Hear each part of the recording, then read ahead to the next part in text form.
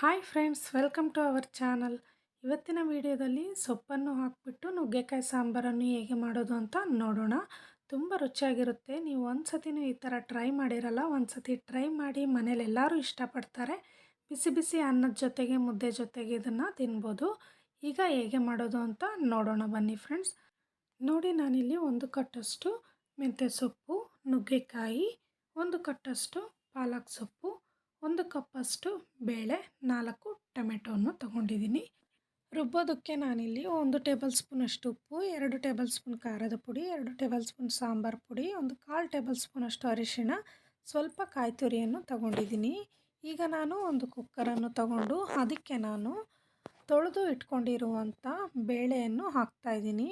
ನೋಡಿ, ನಾನಿಲ್ಲಿ 1 ಕಪ್ಪಷ್ಟು ಬೇಳೆಯನ್ನು ಹಾಕ್ತಿದ್ದೀನಿ. ಈಗ ನಾನು 4 ಟೊಮೆಟೊ ಹಾಕ್ತಾಯಿದ್ದೀನಿ.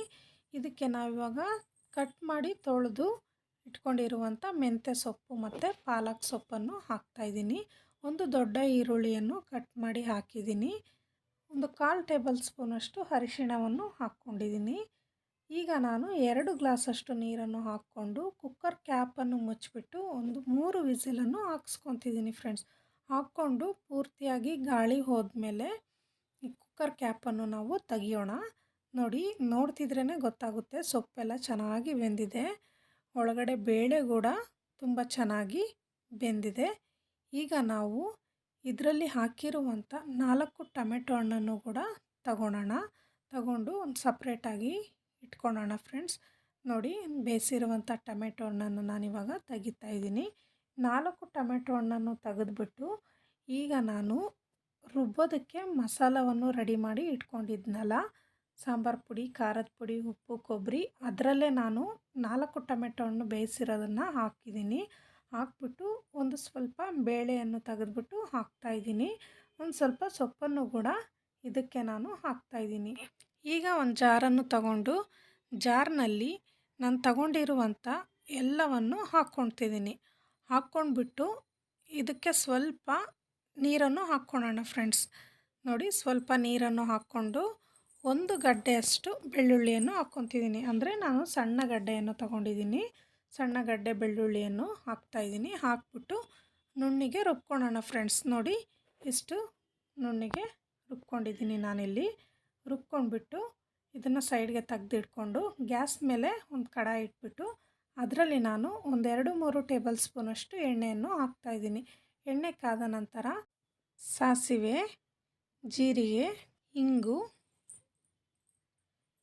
ಮತ್ತು ಒಂದು 2-3 ಬೆಳ್ಳುಳ್ಳಿಯನ್ನು ಜಜ್ಜಿಬಿಟ್ಟು ಹಾಕ್ಕೊತಾ ಇದ್ದೀನಿ. 1-2 ಒಣಮೆಣಸಿನಕಾಯನ್ನು ಹಾಕ್ಕೊಂಡಿದ್ದೀನಿ. ಸ್ವಲ್ಪ ಕರಿಬೇವಿನ ಸೊಪ್ಪನ್ನು ಹಾಕ್ಕೊಂಡು ಒಂದು ಕಟ್ ಮಾಡಿರುವಂಥ ಈರುಳ್ಳಿಯನ್ನು ಹಾಕ್ಕೊಂಡು ಚೆನ್ನಾಗಿ ಫ್ರೈ ಮಾಡ್ಕೊಳ್ಳೋಣ ಫ್ರೆಂಡ್ಸ್. ನೋಡಿ, ಚೆನ್ನಾಗಿ ಬ್ರೌನ್ ಕಲರ್ ಆಗಬೇಕು. ಅಲ್ಲಿವರೆಗೂ ನಾವು ಈರುಳ್ಳಿಯನ್ನು ಫ್ರೈ ಮಾಡ್ಕೋಬೇಕು.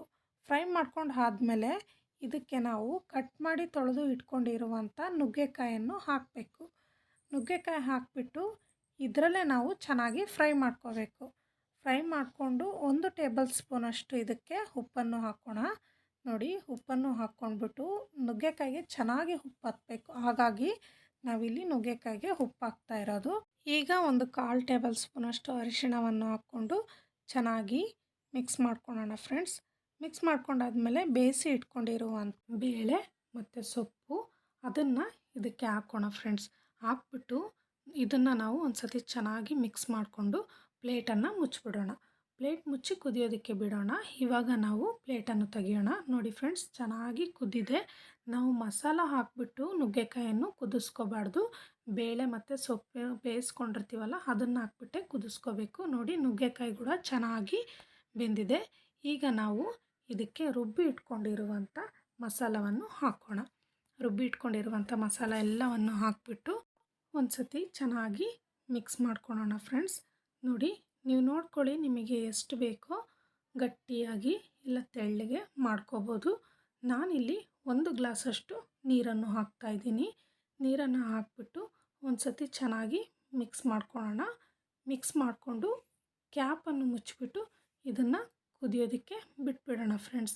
ಸಾಂಬಾರು ಚೆನ್ನಾಗಿ ಕುದಿಬೇಕು. ನೋಡಿ, ಇವಾಗ ಕ್ಯಾಪನ್ನು ತೆಗಿಯೋಣ. ಚೆನ್ನಾಗಿ ಕುದೀತಿದೆಯಲ್ಲ, ಈಗ ಇದಕ್ಕೆ ನಾವು ಕಟ್ ಮಾಡಿ ಇಟ್ಕೊಂಡಿರುವಂಥ ಕೊತ್ತಂಬರಿ ಸೊಪ್ಪನ್ನು ಹಾಕೋಣ. ಹಾಕ್ಬಿಟ್ಟು ನಿಮಗೆ ಹುಳಿ ಬೇಕಾದರೆ ನೀವು ಹಾಕ್ಕೋಬೋದು. ನಾನಿಲ್ಲಿ ಹುಳಿಯನ್ನು ಹಾಕಿಲ್ಲ, ಹುಣಸೆ ಹುಳಿಯನ್ನು ಹಾಕಿಲ್ಲ. ಇದು ರೆಡಿಯಾಗಿದೆ ಫ್ರೆಂಡ್ಸ್. ಈ ವಿಡಿಯೋ ನಿಮಗೆ ಇಷ್ಟ ಆಗಿದರೆ ಪ್ಲೀಸ್ ಲೈಕ್ ಮಾಡಿ, ಕಮೆಂಟ್ ಮಾಡಿ, ಶೇರ್ ಮಾಡಿ. ನಮ್ಮ ಚಾನಲ್ನ ಸಬ್ಸ್ಕ್ರೈಬ್ ಆಗೋದಂತೂ ಮರಿಬೇಡಿ. Keep watching. Thank you. Bye bye.